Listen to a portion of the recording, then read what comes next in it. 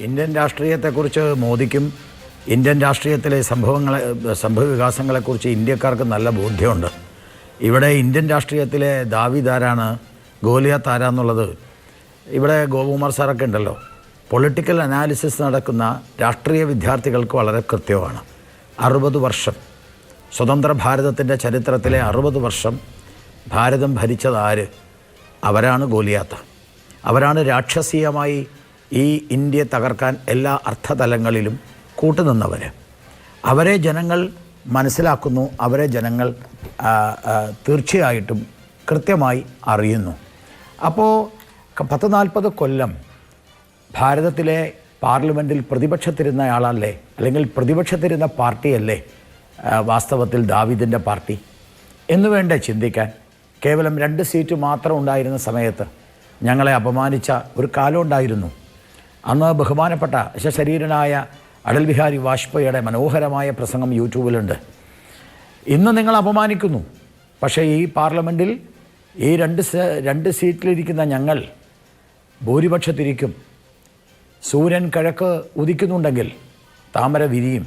ആ താമര കൊണ്ട് പാർലമെൻറ്റിൽ സുഗന്ധം വിരിയും, യാതൊരു സംശയവുമില്ല. പാർലമെൻറ്റിൽ ഭൂരിപക്ഷം നേടും. വാസ്തവത്തിൽ അന്നത്തെ വാജ്പേയി സർക്കാരിൻ്റെ ആ പ്രവചനം, അല്ലെങ്കിൽ വാജ്പേയിയുടെ ആ പ്രവചനം, അന്നത്തെ വാജ്പേയിയുടെ പ്രസംഗം, അതാണ് വാസ്തവത്തിൽ ഇന്ന് യാഥാർത്ഥ്യമായിക്കൊണ്ടിരിക്കുന്നത്. പക്ഷേ ഭാരതത്തിലെ ജനങ്ങളത് കൃത്യമായി മനസ്സിലാക്കുന്നുണ്ട്. എന്താ കാരണം?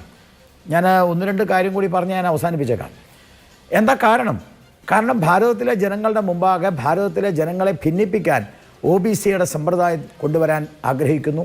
റിസർവേഷൻ വേണമെന്ന് വാദിക്കുന്നു. പക്ഷേ ഈ റിസർവേഷന് ഈ കോൺഗ്രസ് എതിരായിരുന്നു. അതും ഈ മോദി എന്ന് വളരെ മനോഹരമായിട്ട് അദ്ദേഹം പറഞ്ഞിട്ടുണ്ട്. ബഹുമാനപ്പെട്ട മുൻ പ്രധാനമന്ത്രി ജവഹർലാൽ നെഹ്റുവിന്റെ ലെറ്റർ അടക്കമെടുത്ത് വെച്ചിട്ട്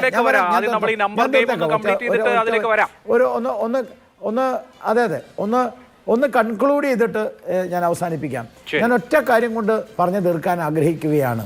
അപ്പോൾ ജവഹർലാൽ നെഹ്റുവിൻ്റെ കത്ത് മോദി ഉദ്ധരിച്ചു എന്ന് മാത്രമല്ല, വാസ്തവത്തിൽ ഭാരതത്തിലെ പ്രധാനപ്പെട്ട സ്വാതന്ത്ര്യ സമര കാലഘട്ടത്തിലെ സ്വാതന്ത്ര്യ സമര സേനാനികൾ, പ്രമുഖരായിട്ടുള്ള ആളുകൾ, ആ പ്രമുഖരായിട്ടുള്ള ആളുകളുടെ കുടുംബം, ഇപ്പോൾ പട്ടേലിൻ്റെ കുടുംബവും നെഹ്റുവിൻ്റെ കുടുംബവും അതേപോലെ ഗാന്ധിജിയുടെ കുടുംബവും രാജഗോപാലാചാര്യയുടെ കുടുംബമൊക്കെ രാജേന്ദ്ര പ്രസാദിൻ്റെ കുടുംബമൊക്കെ എടുത്താൽ ഒരു കുടുംബം മാത്രമാണ് 60 കൊല്ലം അതിൻ്റെ എല്ലാ അർത്ഥതലങ്ങളിലും ഈ ഭാരതത്തിൻ്റെ ഗവൺമെൻറ്റുമായി ബന്ധപ്പെട്ട് മുന്നോട്ട് പോയത്. ബാക്കിയുള്ള ആളുകൾ ഇവരുടെ ഭാഷയിൽ പറഞ്ഞാൽ സ്വാതന്ത്ര്യ സമരത്തിന് സഫർ ചെയ്യാതിരുന്നവരാണോ എന്ന് എനിക്കറിയില്ല. പക്ഷേ ഒരു കാര്യം ഞാൻ പറയാം. 1967 ശേഷം തമിഴ്നാട് പൂർണ്ണമായും കോൺഗ്രസിനെ കൈവിട്ടു. 90 ശേഷം UP കൈവിട്ടു. 90 ശേഷം ബീഹാർ കൈവിട്ടു.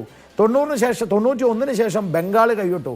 അങ്ങനെ ബീഹാർ, തമിഴ്നാട്, UP, ബംഗാൾ, ഒറീസ, ആന്ധ്ര, ജാർഖണ്ഡ്, ഗുജറാത്ത്, ഇത്രയും 8 സംസ്ഥാനങ്ങളിലൂടെ ഏതാണ്ട് 286 സീറ്റുണ്ട്.